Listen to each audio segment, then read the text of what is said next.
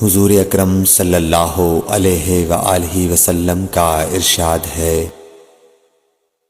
تمام اعمال کا دار و مدار نیت پر ہے، اور ہر عمل کا نتیجہ ہر انسان کو اس کی نیت کے مطابق ہی ملے گا۔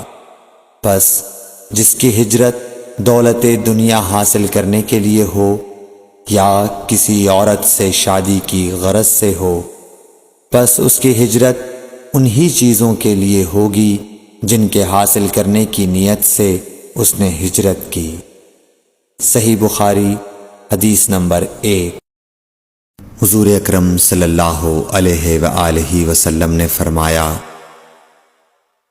کہ وحی نازل ہوتے وقت کبھی مجھ کو گھنٹی کی سی آواز محسوس ہوتی ہے، اور وحی کی یہ کیفیت مجھ پر بہت شاق گزرتی ہے۔ جب یہ کیفیت ختم ہوتی ہے تو میرے دل و دماغ پر اس فرشتے کے ذریعے نازل شدہ وحی محفوظ ہو جاتی ہے، اور کسی وقت ایسا ہوتا ہے کہ فرشتہ بشکل انسان میرے پاس آتا ہے اور مجھ سے کلام کرتا ہے، پس میں اس کا کہا ہوا یاد رکھ لیتا ہوں۔ صحیح بخاری حدیث نمبر 2۔ حضرت صلی اللہ علیہ وآلہ وسلم پر وحی کا ابتدائی دور اچھے سچے پاکیزہ خوابوں سے شروع ہوا۔ آپ خواب میں جو کچھ دیکھتے وہ صبح کی روشنی کی طرح صحیح اور سچا ثابت ہوتا۔ پھر من جانب قدرت آپ تنہائی پسند ہو گئے، اور آپ نے غار حرا میں خلوت نشینی اختیار فرمائی، اور کئی دن اور رات وہاں مسلسل عبادت اور یاد الہی و ذکر میں مشغول رہنے لگے۔ جب تک گھر آنے کو دل نہ چاہتا توشہ ہمراہ لیے ہوئے وہاں رہتے۔ توشہ ختم ہونے پر ہی اہلیہ محترمہ حضرت خدیجہ رضی اللہ تعالی عنہا کے پاس تشریف لاتے، اور کچھ توشہ ہمراہ لے کر پھر وہاں جا کر خلوت گزین ہو جاتے۔ یہی طریقہ جاری رہا یہاں تک کہ آپ پر حق منکشف ہو گیا، اور آپ غار حرا ہی میں قیام پذیر تھے کہ اچانک حضرت جبرائیل علیہ السلام آپ کے پاس حاضر ہوئے اور کہنے لگے کہ اے محمد پڑھو۔ آپ فرماتے ہیں کہ میں نے کہا کہ میں پڑھنا نہیں جانتا۔ آپ صلی اللہ علیہ وسلم فرماتے ہیں کہ فرشتے نے مجھے پکڑ کر اتنے زور سے بھینچا کہ میری طاقت جواب دے گئی، پھر مجھے چھوڑ کر کہا پڑھو۔ میں نے پھر وہی جواب دیا کہ میں پڑھا ہوا نہیں ہوں۔ اس فرشتے نے مجھ کو نہایت ہی زور سے بھینچا کہ مجھ کو سخت تکلیف محسوس ہوئی، پھر اس نے کہا کہ پڑھ۔ میں نے کہا میں پڑھا ہوا نہیں ہوں۔ فرشتے نے تیسری بار مجھ کو پکڑا اور تیسری مرتبہ پھر مجھ کو بھینچا، پھر مجھے چھوڑ دیا اور کہنے لگا کہ پڑھو اپنے رب کے نام کی مدد سے جس نے پیدا کیا اور انسان کو خون کی پھٹکی سے بنایا۔ پڑھو، اور آپ کا رب بہت ہی مہربانیاں کرنے والا ہے۔ پس یہی آیتیں آپ حضرت جبرائیل علیہ السلام سے سن کر اس حال میں غار حرا سے واپس ہوئے کہ آپ کا دل اس انوکھے واقعے سے کانپ رہا تھا۔ آپ حضرت خدیجہ کے ہاں تشریف لائے اور فرمایا کہ مجھے کمبل اوڑھا دو، مجھے کمبل اوڑھا دو۔ لوگوں نے آپ کو کمبل اوڑھا دیا۔ جب آپ کا ڈر جاتا رہا تو آپ نے اپنی زوجہ محترمہ حضرت خدیجہ رضی اللہ تعالی عنہا کو تفصیل کے ساتھ یہ واقعہ سنایا، اور فرمانے لگے کہ مجھ کو اب اپنی جان کا خوف ہو گیا ہے۔ آپ کی اہلیہ محترمہ حضرت خدیجہ رضی اللہ تعالی عنہا نے آپ کی ڈھارس بندھائی اور کہا کہ آپ کا خیال صحیح نہیں ہے۔ اللہ کی قسم آپ کو اللہ کبھی رسوا نہیں کرے گا۔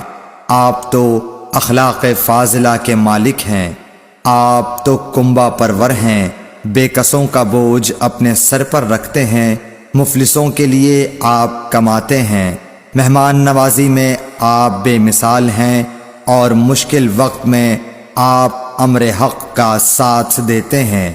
ایسے اوصاف حسنہ والا انسان یوں بے وقت ذلت و خواری کی موت نہیں پا سکتا۔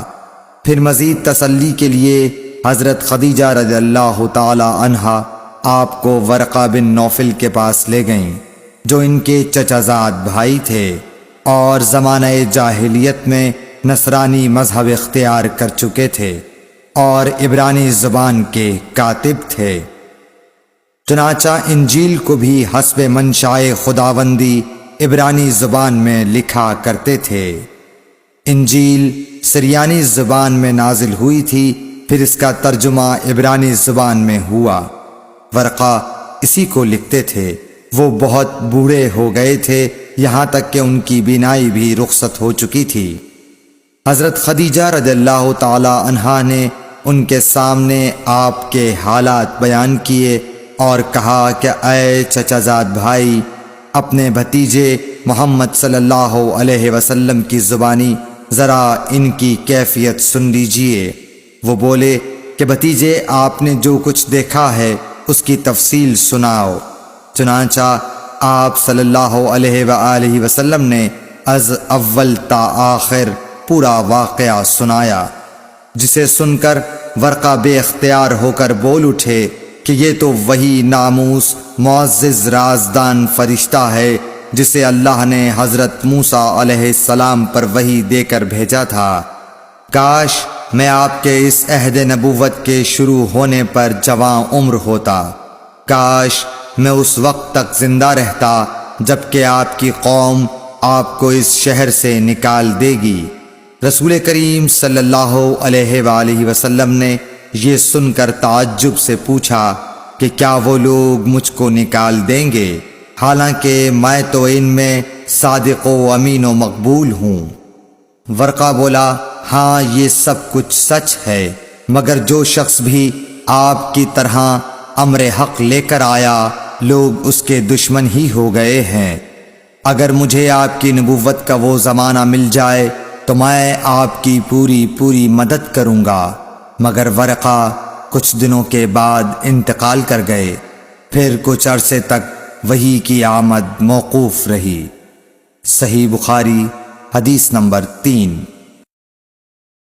حضور اکرم صلی اللہ علیہ وآلہ وسلم نے وحی کے رک جانے کے زمانے کے حالات بیان فرماتے ہوئے کہا کہ ایک روز میں چلا جا رہا تھا کہ اچانک میں نے آسمان کی طرف ایک آواز سنی اور میں نے اپنا سر آسمان کی طرف اٹھایا۔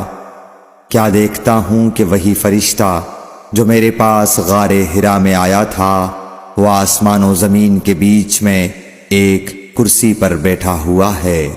میں اس سے ڈر گیا اور گھر آنے پر میں نے پھر کمبل اوڑھنے کی خواہش ظاہر کی۔ اس وقت اللہ پاک کی طرف سے یہ آیات نازل ہوئیں، اے لحاف اوڑھ کر لیٹنے والے، اٹھ کھڑا ہو اور لوگوں کو عذاب الہی سے ڈرا، اور اپنے رب کی بڑائی بیان کر، اور اپنے کپڑوں کو پاک صاف رکھ اور گندگی سے دور رہ۔ اس کے بعد وہی تیزی کے ساتھ پے در پے آنے لگی۔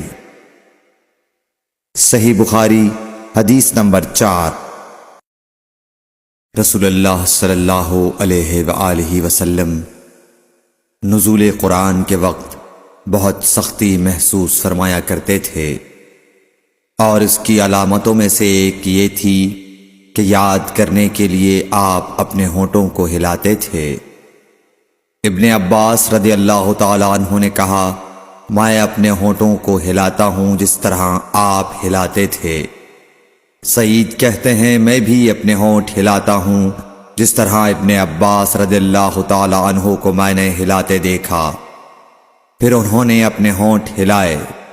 ابن عباس رضی اللہ تعالیٰ عنہ نے کہا، پھر یہ آیت اتری کہ اے محمد، قرآن کو جلد جلد یاد کرنے کے لیے اپنی زبان نہ ہلاؤ، اس کا جمع کر دینا اور پڑھا دینا ہمارا ذمہ ہے۔ حضرت ابن عباس رضی اللہ تعالی عنہ کہتے ہیں، یعنی قرآن آپ صلی اللہ علیہ وآلہ وسلم کے دل میں جما دینا اور پڑھا دینا ہمارے ذمے ہے۔